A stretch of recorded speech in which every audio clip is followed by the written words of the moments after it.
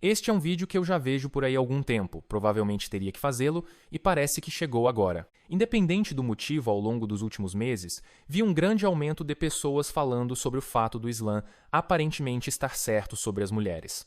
Embora eu saiba que algumas pessoas estão simplesmente usando esta frase como uma maneira de trollar as feministas, e sem dúvida alegarão defensivamente que é só um meme, parece, no entanto, que um contingente bastante grande desta comunidade parece realmente acreditar que o Islã é um modelo social viável para manter sob controle a natureza feminina hipergâmica. Bem, acho que isso realmente precisa ser examinado, e com certeza existem outras pessoas nesta comunidade, como I Am Serious, que provavelmente são muito mais qualificadas do que eu para falar sobre a questão do Islã. Mas mesmo leigos ocidentais, sem cultura e se em viagens, como eu, podem descobrir uma grande quantidade de informações sobre o tema, apenas se dando ao trabalho de olhar para os fatos reais, em vez de vomitar frases de efeito pela internet. Ok, para começar, vamos falar sobre o divórcio. A dissolução proverbial da unidade familiar, lamentada por tradicionalistas em todos os lugares. E uma das, ou talvez a principal racionalização por trás da alegação crescente de que o Islã está certo sobre as mulheres. Bem, isso pode surpreendê-lo, mas no mundo islâmico a taxa de divórcios não é tão baixa quanto você imagina.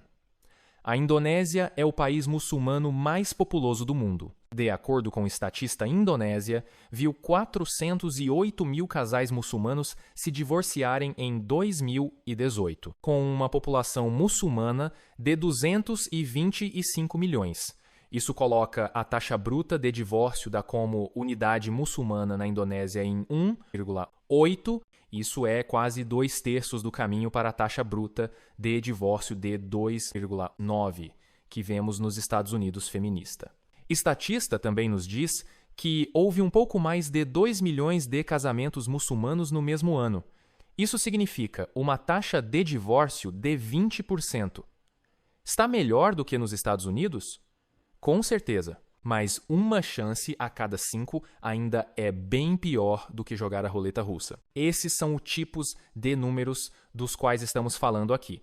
Gurizada, 1/5 de todos os casamentos muçulmanos no país, muçulmano mais populoso do mundo, terminam em divórcio. Este artigo da Universidade de Melbourne, que lamenta as lutas sexistas enfrentadas por mulheres indonésias propensas ao divórcio, continua ao afirmar que os casos de divórcio formam o maior grupo de casos contestados no sistema judicial indonésio. De fato, em 2010, os casos de divórcio representaram 80% de todos os casos civis ouvidos na Indonésia. Dados dos tribunais religiosos islâmicos da Indonésia, que tem jurisdição exclusiva sobre casamento e divórcio muçulmanos, mostra que houve um aumento significativo no número de divórcios sancionados pelo Estado na última década, enquanto 250 e 1.208 casos de divórcio foram decididos pelos tribunais religiosos em todo o país em 2010. O número aumentou pela metade novamente para chegar a 380 e 2.231 casos em 2014. Cerca de 80% dos pedidos de divórcios foram feitos por mulheres e foram concedidos pelos tribunais. Então essa é uma visão interessante do Estado do Islã no sudeste da Ásia. Mas e quanto à pátria islâmica? Como estão as coisas na direção de Meca? Analisando esta lista de países árabes classificados por taxas de divórcio, vemos que alguns desses países têm taxas brutas de divórcio muito mais altas do que você poderia esperar. A Arábia Saudita, taxa bruta de divórcio 1,1. Argélia, taxa bruta de divórcio de 1,5. Líbano, 1,6. Egito, 1,9, Kuwait 2,2, Jordânia taxa bruta de divórcios de 2,6. Ou seja, equivale a 90% da taxa bruta de divórcio dos Estados Unidos. E lembre-se de que são países do mundo árabe, onde os muçulmanos não apenas compõem a população majoritária, mas também controlam a política do Estado. As coisas não parecem boas, nem na Ásia Islâmica, nem no Oriente Médio Islâmico. O que levanta a questão: quão justa é a santidade do casamento islâmico fora do mundo muçulmano? A segunda maior população muçulmana e a maior população minoritária muçulmana do mundo pertence à Índia. representando 11% da população muçulmana total do mundo. De acordo com este artigo do LiveMint, a taxa de divórcio de mulheres muçulmanas na Índia 2 vezes a média nacional. As coisas também não parecem melhores para os muçulmanos americanos. Este artigo, discutindo estes desafios estatísticos e supostas soluções para o problema do divórcio entre muçulmanos americanos, afirma que, em termos de divórcio na comunidade muçulmana norte-americana, o último estudo realizado sobre isso foi no início dos anos 90 pelo falecido sociólogo Ilyas Bai-Yunus, de Nova York. Segundo sua pesquisa, a taxa de divórcio muçulmano continental era de 31,14%. Hoje, esta taxa parece estar aumentando. Então, por quê? Por que esses casais muçulmanos estão se divorciando? Não é bem uma surpresa, mas as principais razões citadas para o divórcio muçulmano são basicamente as mesmas citadas para o divórcio ocidental: adultério, incompatibilidade, abuso e, claro, dinheiro. Já faz tempo que temos ciência do elo entre dinheiro e divórcio, então é absolutamente desconcertante para mim a quantidade de idiotas, repetindo esta frase de efeito, que o Islã tem razão sobre as mulheres, que não parecem saber a primeira coisa sobre o funcionamento das finanças nas relações muçulmanas. Este artigo da Islam Web, intitulado Os Direitos Financeiros das Mulheres, é bastante esclarecedor e acho que merece ser lido na íntegra. No Islã, a maior segurança financeira é garantida para as mulheres. As mulheres no Islã receberam mais segurança financeira, em comparação com os homens. Elas têm direito a receber dotes matrimoniais, manter propriedades presentes e futuras renda para sua própria segurança. Nenhuma mulher casada é obrigada a gastar um centavo de sua propriedade e renda na casa. Ela tem direito a apoio financeiro total durante o casamento. E durante seu IDA, período de espera após o divórcio, em caso de divórcio e se tiver filhos, também terá direito à pensão alimentícia. Nenhuma responsabilidade financeira. Uma mulher no Islã não assume nenhuma obrigação financeira. É o homem que assume esta responsabilidade na família, é dever do pai ou do irmão, antes que ela se case, cuidar dos seus aspectos financeiros de alojamento, hospedagem e vestuário, e se torna dever do marido ou do filho depois que ela se casa. Se uma mulher trabalha, a qual não é obrigada a todos os ganhos que obtém, são absolutamente sua propriedade. Ela não é obrigada a gastar com nada em casa, a menos que queira fazê-lo por seu livre arbítrio. Independentemente da riqueza da esposa, o dever de alojar, hospedar, vestir e cuidar dos aspectos financeiros da esposa continua sendo o do marido, sua propriedade como a esposa. Desde o seu surgimento, o Islã concedeu às mulheres casadas uma personalidade independente. No Islã, a noiva e sua família não têm nenhuma obrigação de apresentar um dote ao noivo. É o noivo que deve apresentar à noiva um dote de casamento. Esse dote é considerado propriedade dela, e nem o noivo nem a família da noiva têm participação ou controle sobre ele. A noiva mantém os dotes de casamento mesmo depois de divorciar. Não é permitido ao marido qualquer participação nos bens de sua esposa, exceto o que ela oferece a ele por livre consentimento. O Alcorão declarou a posição islâmica sobre esse assunto com bastante clareza no versículo, que significa: concedei os dotes que pertencem às mulheres, e se for da vontade delas conceder-vos algo, desfrutai-o com bom proveito. A propriedade e os ganhos da sua esposa estão sob seu controle total e apenas para seu uso, uma vez que a manutenção dela e dos filhos é responsabilidade do marido. Não importa o quão rica a esposa possa ser, ela não é obrigada a agir como cofornecedora da família, a menos que ela mesma decida voluntariamente fazer. Os cônjuges herdam uns dos outros. Além disso, uma mulher casada no Islã mantém sua personalidade jurídica independente e seu nome de família. Herança. Séculos atrás, o Islã deu o direito de herança às mulheres. Se alguém ler o Alcorão em vários versículos em capítulos como Alcorão 4, Alcorão 2 e Alcorão 5, emocionado que uma mulher tem o direito de herdar, independentemente do seu status, seja ela esposa, mãe, irmã, ou filha. Geralmente, uma mulher muçulmana tem apoio garantido em todas as etapas de sua vida, como filha, esposa, mãe ou irmã. Essas vantagens adicionais das mulheres sobre os homens são um tanto equilibradas pelas provisões da herança que permitem ao homem, na maioria dos casos, herdar o dobro da mulher. Isso significa que o homem herda mais, mas é responsável financeiramente por outras mulheres.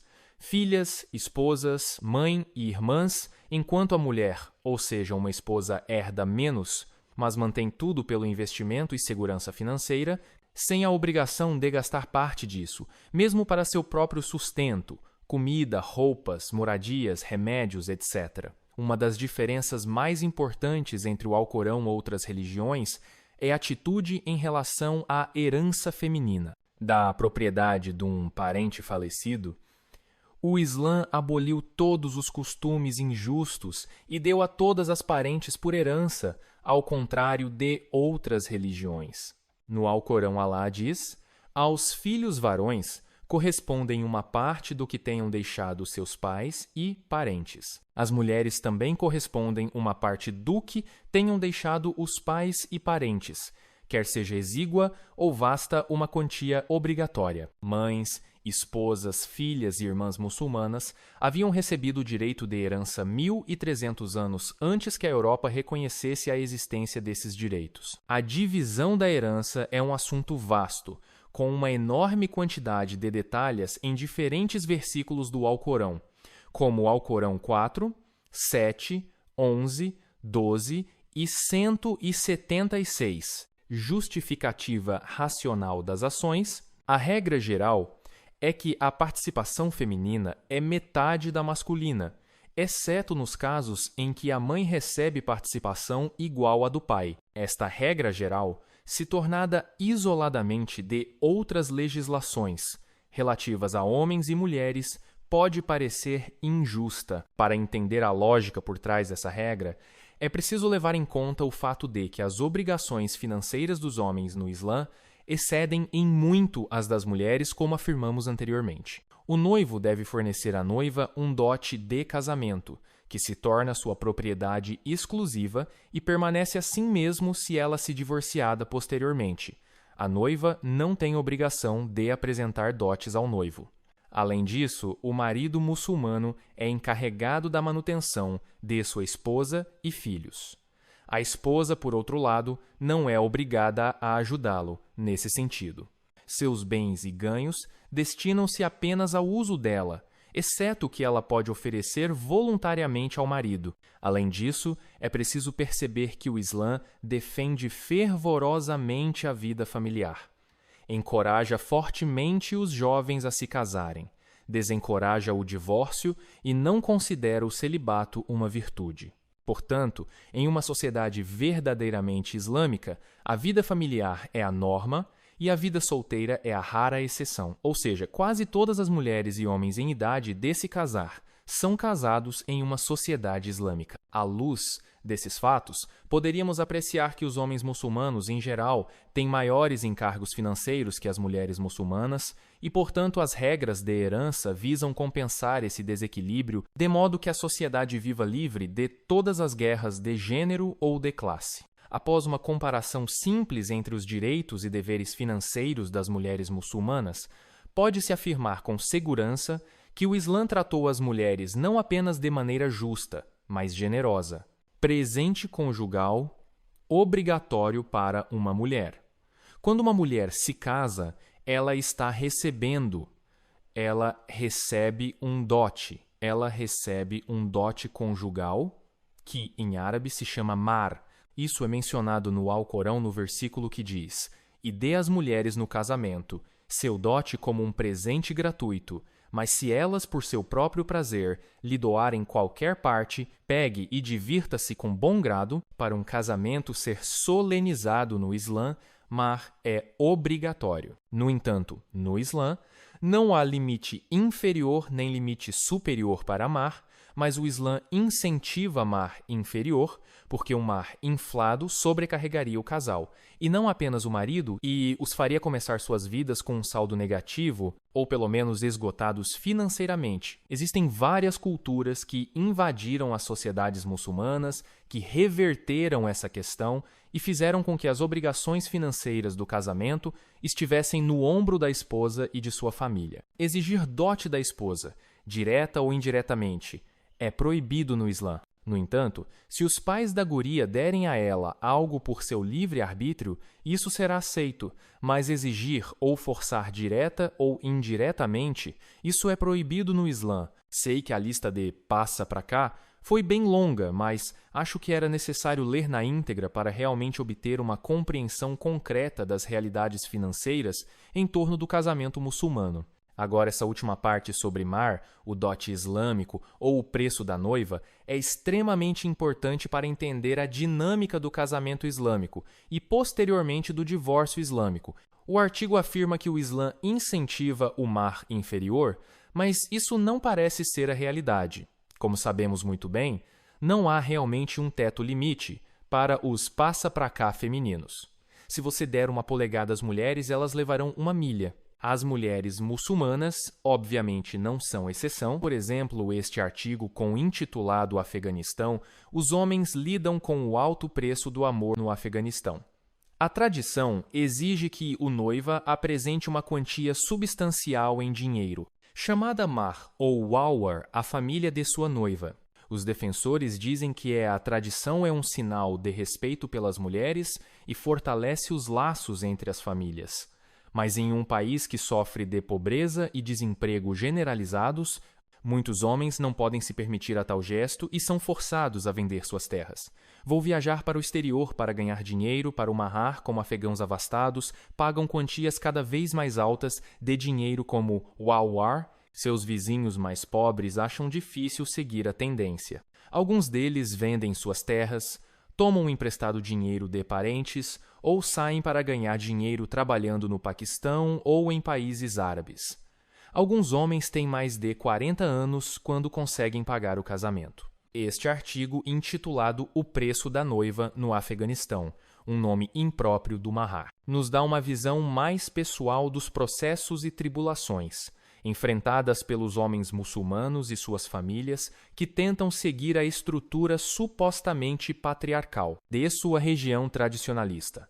Zeba tem 23 anos, sentada calmamente em um vestido de seda verde, adornado com joias de ouro e um cachecol transparente, revelando seus cabelos encaracolados e castanhos claros. Ela conta uma piada para a irmã mais nova que ri alto e chama a mãe preocupada com 3 dos mais de 300 convidados que comparecem ao casamento de Zeba com Jamshid, um farmacêutico de 25 anos. Antes do casamento, o pai de Jamshid, Wahidullah, pagou ao pai e de Zeba apenas metade dos $10.000 acordado como mahar, sentindo a pressão da família de Zeba para pagar os $5.000 restantes. Antes que o resto da família descobrisse que a filha havia se casado com apenas metade do seu dote divulgado, essa foi a primeira dívida que ele logo teria que pagar. Embora a família de Jamshid não pudesse pagar um dote tão alto, a família de Zeba se recusou a concordar com o casamento, a menos que o preço da noiva fosse de pelo menos $10.000. Agora, lembre-se que se trata do Afeganistão, um buraco no meio do deserto devastado pela guerra, onde na época da publicação deste artigo, o produto interno bruto per capita era de cerca de $2.000. Não vou mentir, disse Wahidullah. Eu falei isso com minha esposa, e irei lhe dizer. Eu secretamente esperava que poucas pessoas viessem. Eu ganho $500 por mês.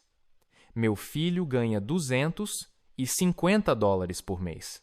Nosso aluguel é de $170 por mês. Atualmente o petróleo está mais caro e o preço do pão continua subindo. Você sabe quanto esse casamento me custou? $22.000. Agora devo dinheiro a todos, incluindo a família da minha nora.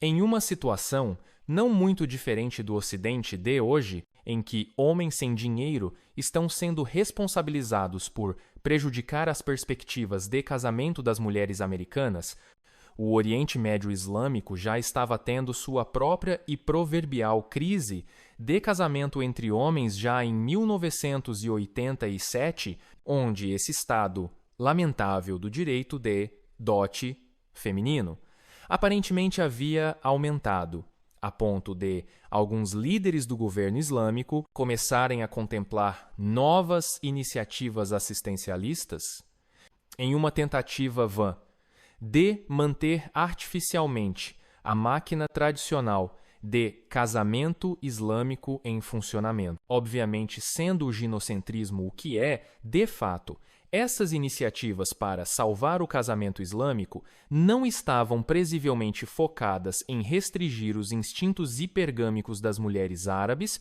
mas em atirar homens muçulmanos para baixo de um ônibus, sugerindo que eles acumulem grandes e incapacitantes quantias de dívidas para apaziguar a toda poderosa vagina, qual o declínio da renda do petróleo, mas mais homens árabes no país do Golfo Pérsico não podem mais se casar com mulheres árabes. Eles estão levando mulheres estrangeiras como noivas, e os líderes árabes estão em alarme. O consternado rei Fahd da Arábia Saudita usou seu prestígio pessoal em um esforço para interromper esta tendência, e os Emirados Árabes Unidos e o Kuwait planejam oferecer empréstimos que variam de 4 mil a 15 mil dólares para homens que se comprometam com mulheres árabes.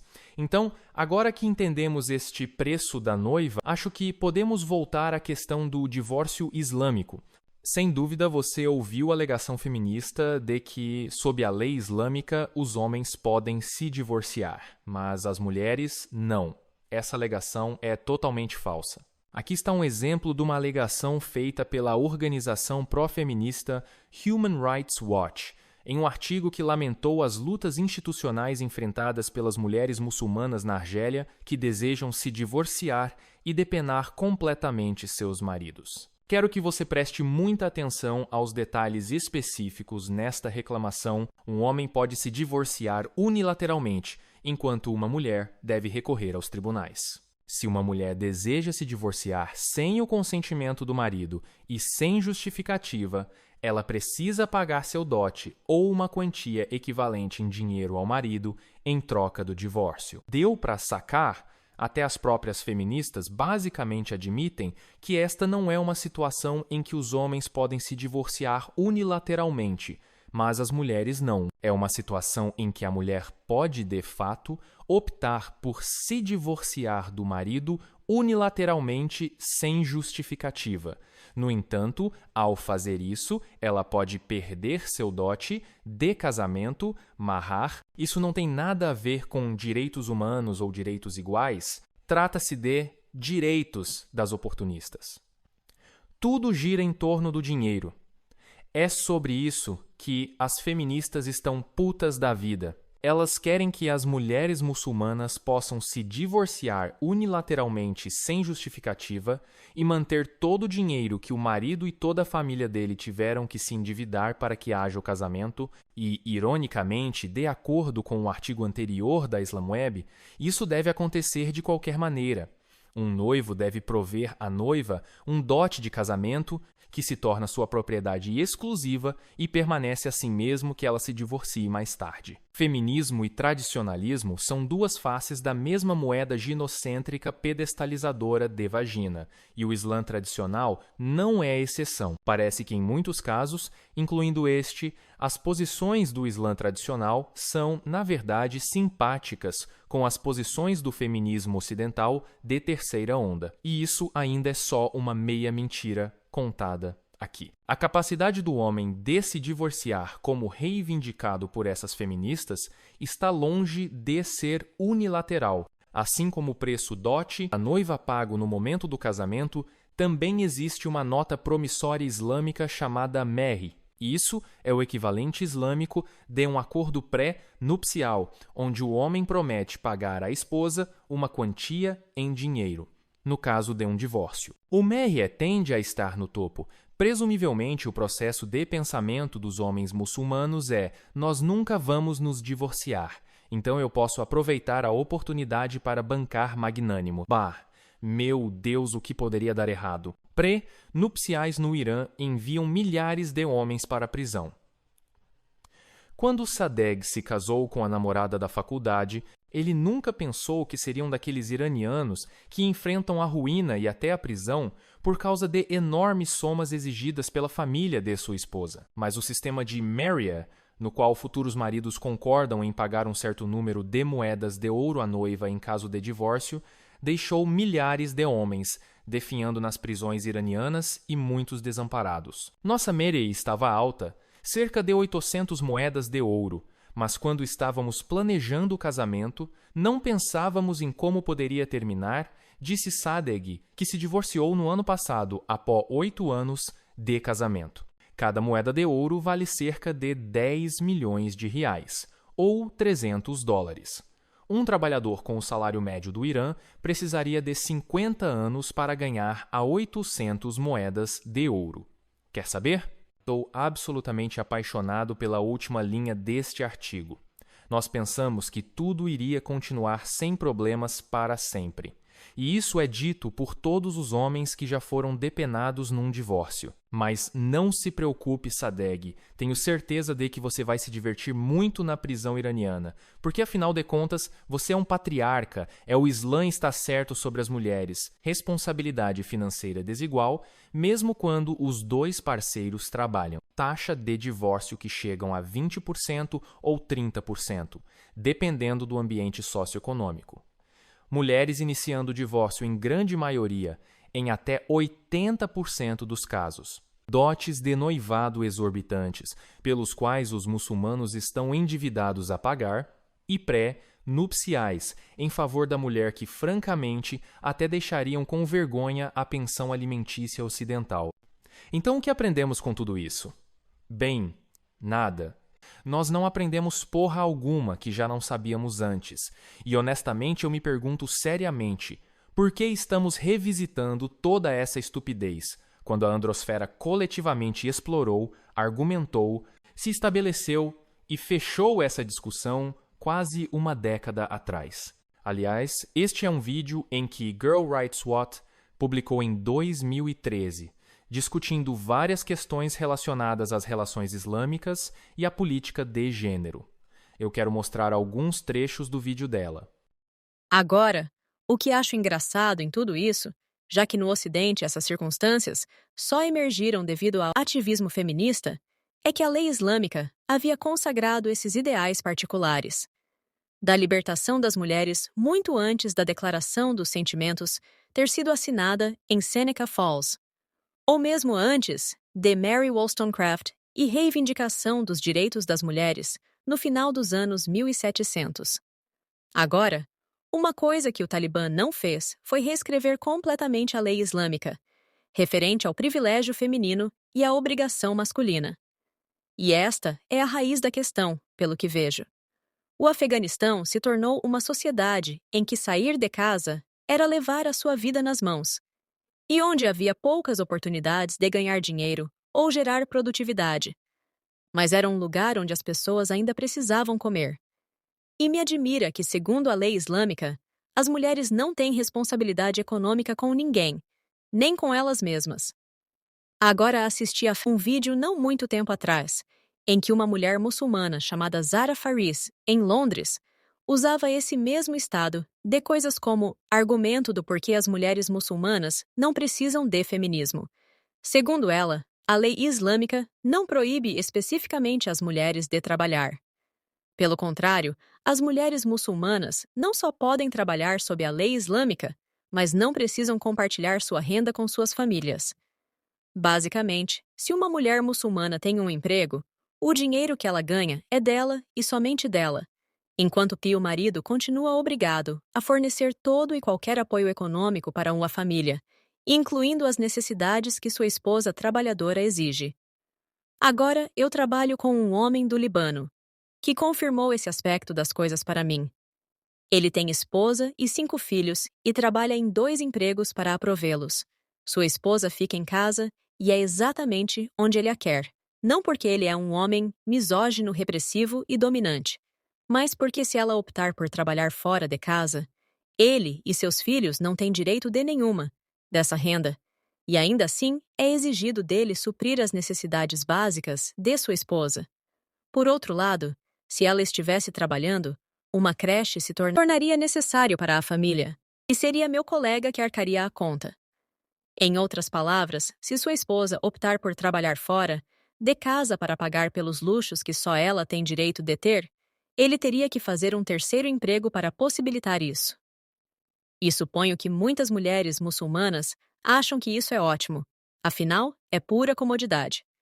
De acordo com a lei islâmica, uma mulher com emprego pode tecnicamente permitir que seus próprios filhos passem fome, mesmo que tenha dinheiro para alimentá-los.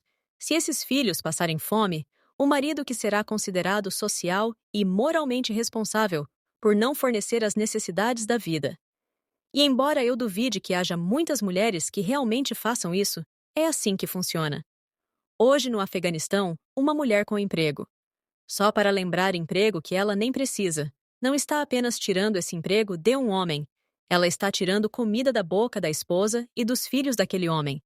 Se ela aceita um trabalho fácil e seguro, como qualquer mulher deseja, então o homem que ela tirou o emprego terá que aceitar um mais perigoso. E se ele for morto, sua esposa e os filhos não têm como se sustentar. E esse costume é tão rigoroso com relação a esse conjunto de direitos e obrigações que no Afeganistão você encontra meninos de 13 anos cujos pais foram mortos, vendendo-se como escravos sexuais para prover suas mães e irmãs. O Islã não está certo sobre merda alguma.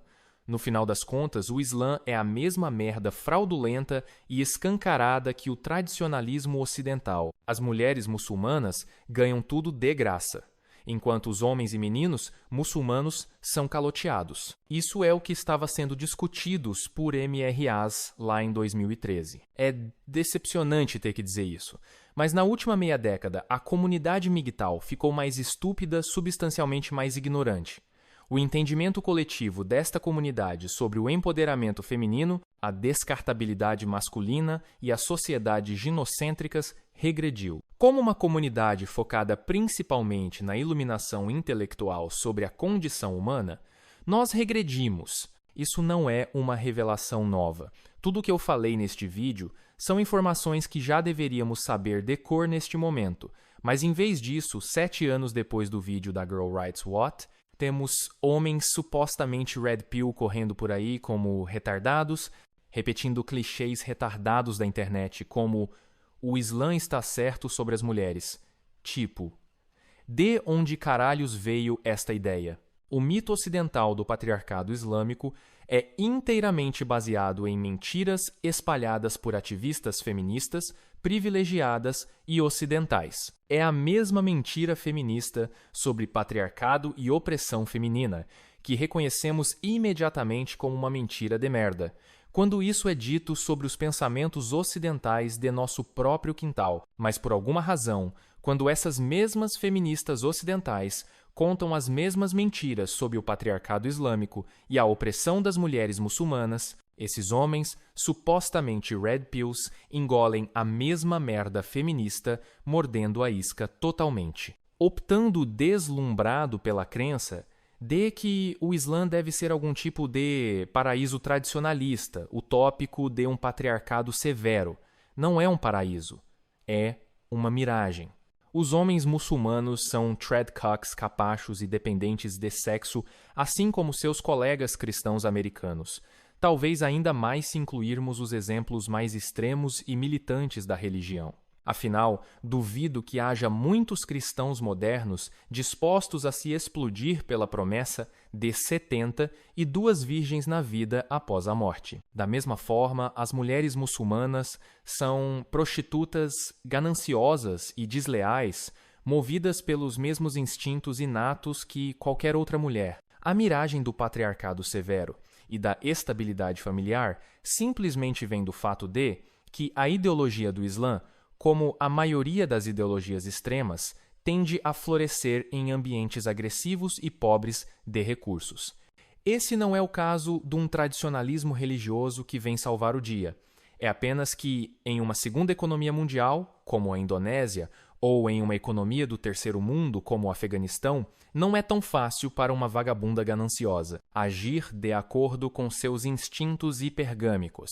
Parafraseando algo que a Girl Writes What disse em seu vídeo, é difícil capitalizar terceiros para lhe dar os direitos que você gostaria de desfrutar quando todo mundo está vivendo preso na camada inferior da hierarquia de necessidades de Maslow. Há muito que estudamos as mudanças nas tendências culturais ocidentais no último século, como a qualidade de vida, a liberdade econômica e o controle reprodutivo aumentaram, também aumentou a taxa de divórcio. No caso do islamismo atual, vemos essa mesma tendência cultural mutável refletida com perfeita clareza na estratificação econômica de diferentes geografias e sociedades humanas em que esses muçulmanos modernos residem. De algumas centenas de divórcios muçulmanos que acontecem nas cidades afegãs do terceiro mundo, como Cabul e Herat, até a taxa de divórcios de 20% dos muçulmanos que vivem no segundo mundo, na Indonésia, até a taxa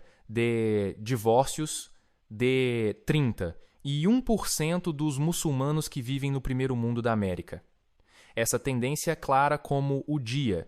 Não tem absolutamente nada a ver com certo tipo de tradicionalismo religioso estar certo sobre as mulheres. Tem tudo a ver com o efeito de mecanização. Este é o monkey branching. Senhores, mulheres, sejam muçulmanas ou qualquer outra, são praticamente as mesmas em todos os lugares, impulsionadas pelos mesmos instintos reprodutivos hipergâmicos. Todas as mulheres são assim. Ela tem os meios, ela tem o motivo, mas devido às pressões econômicas dos diferentes ambientes humanos, ela nem sempre tem a mesma oportunidade. Nem sempre há um galho melhor ao seu alcance. Mas anote o que eu digo. Ela está sempre de olho no que está acontecendo mais acima na árvore, e quando essa oportunidade se apresenta, ela irá agir. Não se engane à inclinação inata para a pedestalização vaginal, com o objetivo final de proteção e provisão social e civilizacional para as mulheres. Ainda existe no Islã tradicional, assim como o Ocidente, o casamento islâmico, particularmente os aspectos financeiros, são extremamente ginocêntricos e distorcidos a favor das mulheres. O divórcio é absolutamente permitido no Islã. As mulheres muçulmanas estão se divorciando. E essa taxa de divórcio islâmico está aumentando em todo o mundo. Na América, na Indonésia e sim, até no Afeganistão do terceiro mundo. O que estamos vendo aqui é um exemplo claro do efeito na mecanização e do paradoxo demográfico econômico. Eu sei, já citei isto e o Barba Rossa também, mas acho que é porque é apenas um axioma verdadeiro que se aplica a praticamente todas as discussões relacionadas ao MGTOW sobre o custo social agregado das relações reprodutivas. A cultura é uma função da biologia e as culturas culturais que vemos surgem de uma natureza humana constante que se adapta a um ambiente variável. A natureza biológica humana sempre procede à cultura e à ideologia.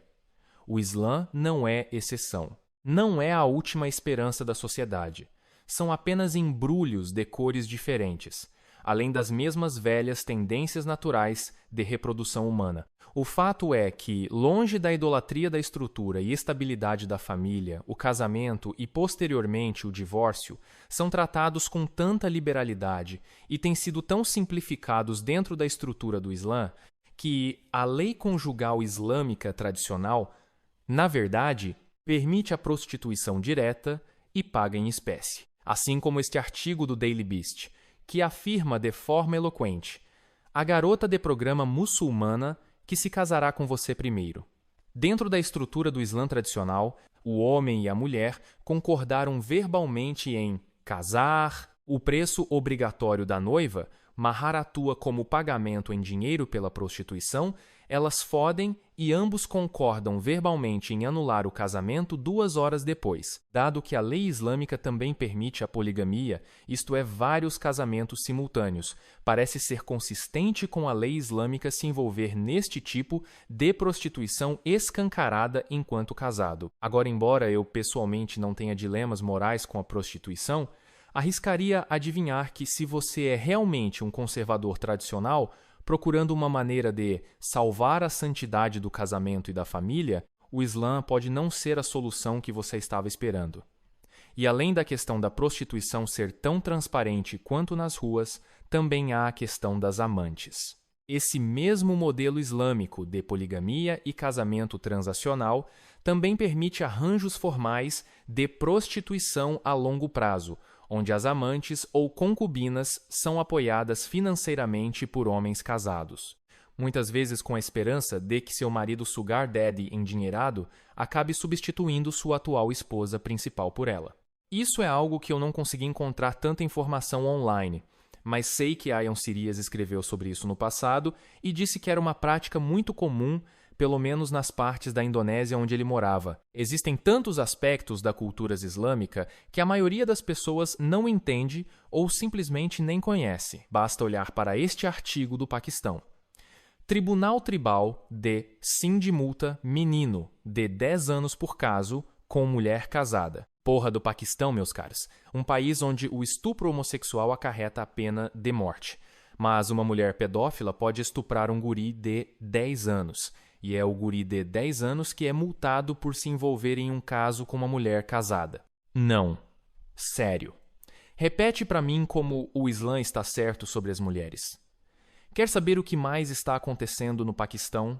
Aparentemente, eles estão estudando métodos de controle de natalidade como uma maneira de conter os fatos, de que as mulheres paquistanesas estão tendo muitos bebês, sem controle populacional via contraceptivo.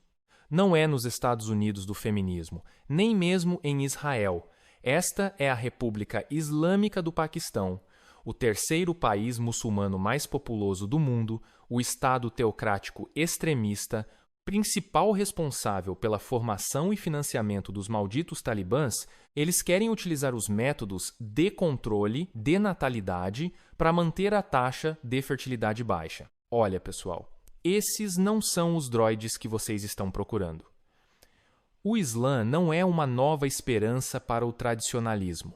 Simplesmente não é. Eu arriscaria um palpite de que, para a maioria das pessoas aqui, sua compreensão do Islã foi principalmente moldada por dois grupos. A praticamente muçulmanos que desejam pintar sua religião da melhor maneira possível como uma estrutura tradicional focada na estabilidade da unidade familiar. B. Feministas ocidentais que desejam pintar o Islã como um sistema de totalitarismo patriarcal, projetado para suprimir e subjugar as mulheres.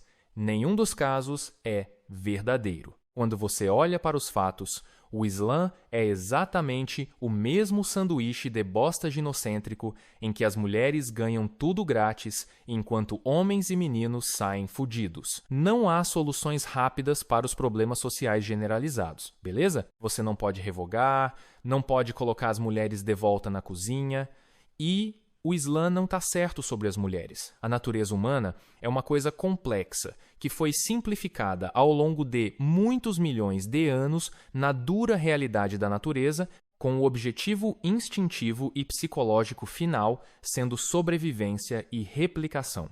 Para a maioria de nós que vive hoje no primeiro e no segundo mundo, a escassez e a sobrevivência de recursos não são realmente questões prementes do dia a dia. A tecnologia nos ergueu advinda de nossa própria iniciativa, mas todo novo avanço tecnológico também parece permitir que algum novo aspecto subjacente da natureza humana seja expresso um pouco mais.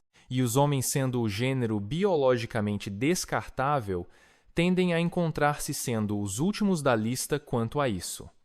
Para aqueles de nós com os olhos bem abertos, esta pode ser uma realidade difícil de se entender. Vivemos em um mundo que, na melhor das hipóteses, é completamente indiferente ao sofrimento masculino. E, na pior das hipóteses, odeia a masculinidade e tudo o que ela representa. Ninguém nunca disse que tentar seguir seu próprio caminho neste mundo seria fácil. Não há soluções rápidas, não há soluções prontas para resolver os problemas da sociedade. E eu realmente não acho que repetir mongolices, como o Islã está certo sobre as mulheres, ajuda nesta situação. Você sabe o que isso significa? Você sabe o que isso é de fato? O Islã está certo sobre as mulheres é apenas mais uma blue pill para que homens desesperados e ingênuos possam continuar acreditando cegamente que talvez, apenas talvez, ainda haja esperança para as mulheres e o casamento. Agradeço a todos que acompanharam. Não se esqueça de se inscrever, deixar um comentário e compartilhar o vídeo. O próximo deve ser mais suave. Vejo vocês na próxima.